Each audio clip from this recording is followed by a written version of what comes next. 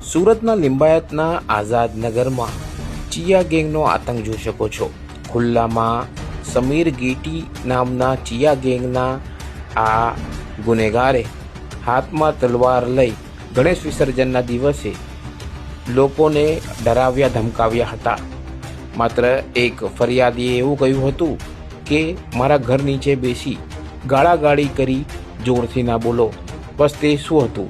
એ પછી ચિયા ગેંગના સમીર ગેટીને તેના સાગરીતોએ આ રીતે ફરિયાદીને ધમકાવી તલવારો કાઢી હતી અને સમગ્ર વિસ્તારને બાંધમાં લીધો હતો। જોકે ત્યારબાદ પોલીસ તરત એક્શનમાં આવી હતી અને ગણેશ વિસર્જન પૂરું થતાં જ ચિયા ગેંગના આ સમીર ગેટીને શોધી લાવી હતી અને જે વિસ્તારમાં તેણે આતંક મચાવ્યો હતો તે જ વિસ્તારમાં પોલીસ તેને લઈ ગઈ હતી અને લોકોને સમજાવી દીધું હતું કે કાયદો અને વ્યવસ્થા બગાડનારા લોકોની જો કેવી હાલત થાય છે। સાથે જ આવા લોકોને ફોલો કરતા અને ચમચાગીરી ભાઈગીરીના રસ્તે ચડતા લોકોને પણ પોલીસે સંદેશ આપી દીધો છે કે કાયદામાં રહેશો તો જ ફાયદામાં રહેશો, નહીં તો તમારું પણ આ જ રીતે સરઘસ નીકળી શકે છે।